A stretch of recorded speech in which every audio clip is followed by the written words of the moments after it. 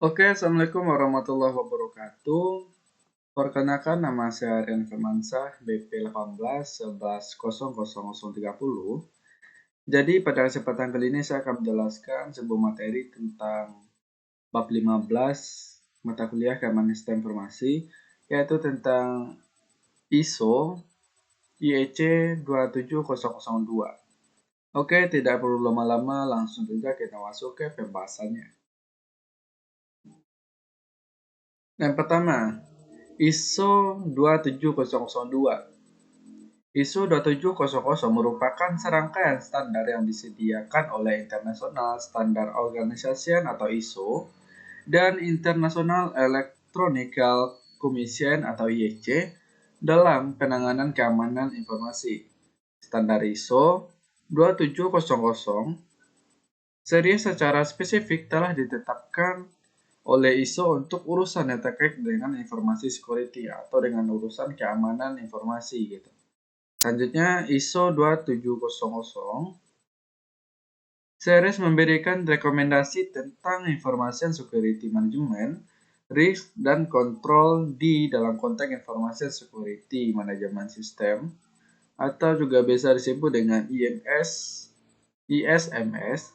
Secara keseluruhan, ISO 27002 merupakan kode of practice for ISMS terkait dengan dokumen ISO 27001 yang mana berisikan tentang panduan kode of practice teknik keamanan informasi. Nah, ISMS bukanlah produk, melainkan suatu proses yang dilakukan untuk menentukan bagaimana mengelola, seperti merencanakan, mengimplementasikan, menggunakan, memonitor, memperbaiki, dan mengembangkan informasi agar menjadi aman. Struktur organisasi atau ISO IEC 27002.2.2005 dibagi dua, yaitu pertama, klausul, yaitu mandatory proses. Klausul atau pasal adalah persyaratan yang harus dipenuhi jika organisasi menerapkan ISMS dengan menggunakan standar ISO IEC 27001.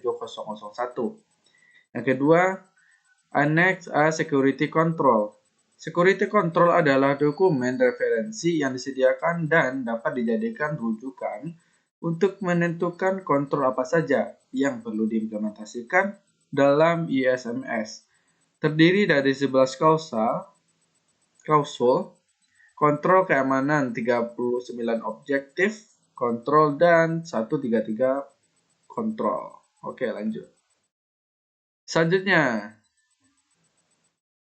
COBIT atau COBIT, yaitu singkatan dari Control Objective for Information and Related Technology, merupakan asset of the practice atau framework bagi pengelola teknologi informasi TI. COBIT 4.1 menekankan kepada kepatuhan peraturan, membantu organisasi untuk meningkatkan nilai yang diperoleh dari TI, memungkinkan penyelarasan dan menyederhanakan pelaksanaan kerangka kerja.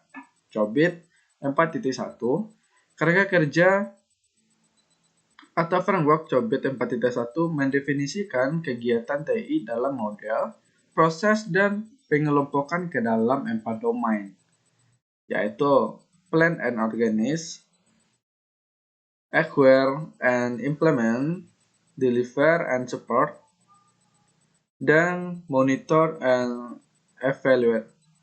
Nah, selanjutnya SSE CMM adalah Capability Maturity Model atau juga bisa disebut dengan CMM untuk System Security Engineer, atau itu juga bisa disebut dengan SSE. CMM adalah kerangka untuk mengembangkan proses seperti proses teknik baik formal maupun informal. SSE CMM terdiri dari dua bagian, yaitu yang pertama model untuk teknik yang memandang proses proyek, dan organisasi. Yang kedua, metode penilaian untuk mengetahui kematangan proses. SSE CMM mempunyai 5 tingkat kemampuan untuk menunjukkan tingkat kematangan proses. Tingkat 0 menandakan tidak semua praktek dasar dilakukan. Tingkat 1 menandakan semua praktek dasar dilakukan namun secara informal. Yang artinya tidak ada dokumentasi, tidak ada standar yang dilakukan secara terpisah. Tingkat 2 planet and tracked yang menandakan komitmen merencanakan proses standar. Tingkat 3 well defined yang berarti proses standar telah berjalan sesuai dengan definisi. Oke, lanjut. Nah, oke, hanya sekian yang dapat saya jelaskan. Kalau misalkan ada cara penyampaian atau kata yang salah, saya minta maaf karena di sini saya masih belajar. Saya akhiri dengan wabillahi taufik wal hidayah. Wassalamualaikum warahmatullahi wabarakatuh.